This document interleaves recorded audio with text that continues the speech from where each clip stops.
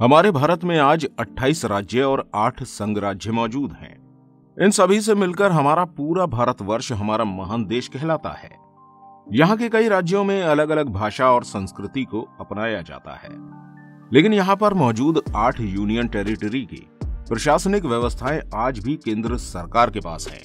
आज हम आपको भारत के ही एक संघ लक्षद्वीप के बारे में बता रहे हैं, जिसका हमारे भारत के साथ जुड़ना भी अपने आप में एक अनोखी कहानी है। इसी जगह के बारे में हमारे इतिहास में कहा गया है कि यहाँ पहुंचने में अगर भारतीय अधिकारियों और पुलिस को थोड़ी भी देर हो जाती तो ये संघ आज भारत का हिस्सा नहीं बन पाता, बल्कि ये पाकिस्तान के कब्जे में पहुंच सकता था। तो चलिए दोस्तों, जान लेते हैं अपने ही भारत के एक संघीय राज्य लक्षद्वीप के बारे में। लेकिन इस इंटरेस्टिंग वीडियो को शुरू करने से पहले आपको बता दें कि ये वीडियो आपके लिए काफी इंटरेस्टिंग और नॉलेजेबल होने वाली है, इसलिए इसे आप लास्ट तक जरूर देखिएगा। भारत का केंद्र प्रशासित यह संघ भारत के दक्षिणी पश्चिमी तट से लगभग 200 से 440 किलोमीटर की दूरी पर मौजूद लक्षद्वीप सागर में स्थित है। इन द्वीपों को पहले लक्षद्वीप, अमीन द्वीप, मिनिकॉय द्वीप के नाम से भी जाना जाता था। इन कई द्वीपों का समूह आज भी भारत के केंद्र प्रशासित द्वीप समूह के अंतर्गत आता है और यह द्वीप समूह भारत का सबसे छोटा केंद्र शासित प्रदेश भी है, जिसका लैंड सरफेस एरिया केवल 32 स्क्वायर किलोमीटर है और इसका सी एरिया 20,000 स्क्वायर किलोमीटर है। इसके अलावा यहाँ मौजूद लगभग 10 छोटे छोटे उपखंड मिलकर एक भारतीय जनपद की रचना करते हैं। लक्षद्वीप समूह के पास ही समुद्र मग्न एक पर्वत श्रृंखला चागास लक्षद्वीप प्रवाल भित्ति के नाम से मशहूर है। लेकिन इन द्वीप समूहों के इतिहास को देखने से हमें पता चलता है कि यहाँ पर कभी भी कोई भी आदिवासी जनजाति नहीं रही है, जिस वजह से रिसर्च करने वाले इन द्वीप समूहों के इतिहास का अनुमान लगाते हुए अलग अलग इतिहास के बारे में बताते हैं। लेकिन पुरातात्विक सबूत के हिसाब से 1500 ईसा पूर्व के आसपास इन द्वीपों पर कभी मनुष्य का निवास था। यहाँ पर आने जाने वाले नाविक इन मानव बस्तियों के बारे में जानते थे। इसके बारे में लिखित प्रमाण 6वीं शताब्दी में मौजूद बौद्ध धर्म की जातक कथाओं में मिल जाता है। वहीं 7वीं शताब्दी के समय में यहाँ पर मुस्लिम आक्रमणकारियों के पहुंचने और वहां पर मुस्लिम धर्म के फैलने के प्रमाण भी मिले हैं। वहीं और आगे बढ़ने पर यानी कि मिडिल पीरियड में आने पर आपको यहाँ पर चोल साम्राज्य और कनानूर साम्राज्य के शासन के प्रमाण भी देखने को मिलेंगे।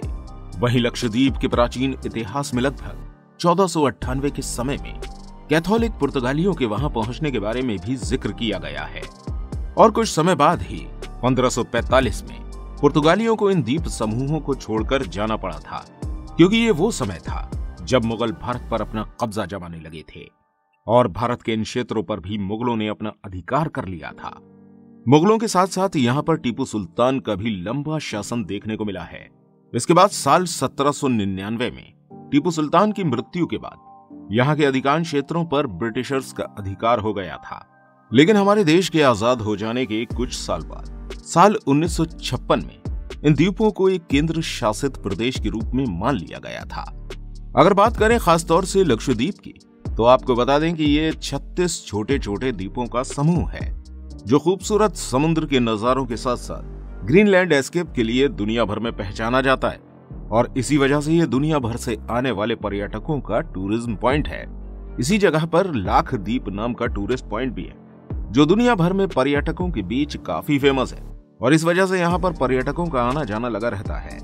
इसके अलावा यहाँ पर 12 एटॉल, 3 रीफ और 10 ऐसे द्वीप मौजूद हैं जहाँ आज इंसानों की रिहाइश है और ये द्वीप कुल मिलाकर 32 वर्ग किलोमीटर तक फैले हैं और इन सभी द्वीपों की राजधानी कवरत्ती है। और आपको बता दें दोस्तों कि कभी इस लक्षद्वीप को ही लक्षद्वीप भी कहा जाता था, लेकिन साल 1956 में भारतीय सरकार ने यहाँ मौजूद सभी द्वीपों को मिलाकर एक केंद्र प्रशासित प्रदेश बना दिया।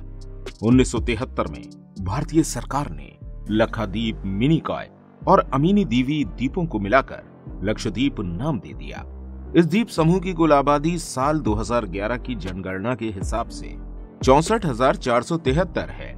वहीं इन द्वीपों की कुल साक्षरता 91.82% है। प्राकृतिक खूबसूरती को बिखेरते हुए द्वीपों के इस समूह की सुरक्षा और व्यवस्था की पूरी जिम्मेदारी भारतीय सरकार की ही बनती है। लेकिन शायद आपको ना पता हो कि आजादी के कुछ सालों बाद ही पाकिस्तान ने भारत के इस अभिन्न अंग को हड़पने की पूरी कोशिश करी थी। तो चलिए जान लेते हैं इस पूरी घटना को भी आगे की वीडियो में। ये बात है साल 1947 की, जब अंग्रेजों ने भारत से जाने के समय भारत और पाकिस्तान का बंटवारा किया। अंग्रेजों के शासन से मुक्त होने के बाद अब तक लक्षद्वीप पर भारत और पाकिस्तान में से किसी भी देश का अधिकार नहीं हुआ था। साल 1947 के आखिर के दिनों में पाकिस्तानी प्रधानमंत्री लियाकत अली द्वारा लक्षद्वीप को एक मुस्लिम आबादी का इलाका मानते हुए अपने पाकिस्तान में मिला लेने की सोचा गया, क्योंकि अब तक भारत ने लक्षद्वीप पर अपना दावा नहीं किया था, इसलिए पाकिस्तान ने इस पर अपना अधिकार कर लेने की बात को सोचा था। लेकिन उस समय भारत के गृह मंत्री और उप प्रधानमंत्री सरदार वल्लभ भाई पटेल के दिमाग में भी यही बात चल रही थी, जो कि पाकिस्तानी प्रधानमंत्री लियाकत अली ने सोची थी। हालांकि इस समय तक दोनों ही देश इस बात से अनजान थे कि इन द्वीप समूह पर इन दोनों ही देश में से किसी का कब्जा हो गया है या नहीं। और इसी स्थिति में पाकिस्तान ने अपना एक बैटलशिप लक्षद्वीप की तरफ रवाना कर दिया, और इस बात की खबर भारतीय सरकार को लगते ही उस समय के गृह मंत्री वल्लभ भाई पटेल भी इस बात को अच्छी तरह समझ गए कि किसी भी कीमत पर यह द्वीप समूह पाकिस्तान के कब्जे में नहीं जाना चाहिए। बस फिर क्या था, गृह मंत्री द्वारा त्रावणकोर में रह रहे राजस्व अधिकारियों को ये निर्देश दिए गए कि वो फौरन ही लक्षद्वीप पर अपना कब्जा करते हुए वहां पर भारतीय तिरंगा लहरा दें, ताकि पाकिस्तान भारत के संघ को लेना तो दूर की बात है, उसकी तरफ आंख उठाकर भी न देखे। केंद्र से ऑर्डर मिलते ही राजस्व कलेक्टर फौरन ही लक्षद्वीप पहुंच गए और उन्होंने वहां पर भारतीय तिरंगा फहरा दिया। ऐसे में पाकिस्तानी बैटलशिप के वहां पहुंचने पर लक्षद्वीप पर भारतीय तिरंगा फहरा हुआ देखकर ये बैटलशिप फौरन ही वापस लौट गई, और तब से लेकर आज तक समुद्र के इन द्वीपों पर भारत का ही अधिकार हो गया। ऐसे में हम समझ सकते हैं कि सरदार वल्लभ भाई पटेल अगर नहीं होते तो शायद आज भारत के इस हिस्से पर पाकिस्तान का कब्जा हो चुका होता। आपको बता दें कि भारत की महान विभूतियों में शामिल सरदार वल्लभ भाई पटेल को लौह पुरुष की उपाधि दी गई है। इसके अलावा 31 अक्टूबर को पूरे भारत में सरदार वल्लभ भाई पटेल की याद में यूनिटी डे मनाया जाता है, जिसमें उनके द्वारा संपूर्ण भारत को एकता के सूत्र में बांधने के लिए किए गए प्रयासों को भी याद किया जाता है। अब अगर बात करें लक्षद्वीप की कुल आबादी की, तो वहां की कुल जनसंख्या 64,473 है, जिसमें से पुरुषों की संख्या 33,123 है, वहीं महिलाओं की संख्या 31,350 है। यहाँ पर अपराध की दर भी न्यूनतम है। इसके अलावा क्षेत्रफल की दृष्टि से काफी छोटे होने की वजह से इस संघीय प्रदेश में पुलिस बल भी काफी कम मात्रा में मौजूद है। पुलिस थानों में मौजूद रिपोर्ट के हिसाब से छोटी मोटी चोरी और अतिक्रमण के मामलों के अलावा यहाँ पर काफी खतरनाक अपराध दर्ज होने का प्रतिशत ना के बराबर है। वहीं लक्षद्वीप की सरकारी वेबसाइट के हिसाब से अगर आप जांच करेंगे तो पाएंगे कि यहाँ पर अब तक केवल 3 हत्याओं के मामले ही दर्ज किए गए। यहाँ के खूबसूरत रेतीले बीच, पारदर्शी समुद्री पानी और समुद्र में मौजूद अनोखे जीव बरबसी लोगों के आकर्षण का केंद्र बने रहते हैं। इसके अलावा यहाँ के खूबसूरत नजारों के बाद यहाँ की अनोखी परंपराएं भी लक्षद्वीप को भारत के अन्य राज्यों के मुकाबले काफी अलग बनाती हैं।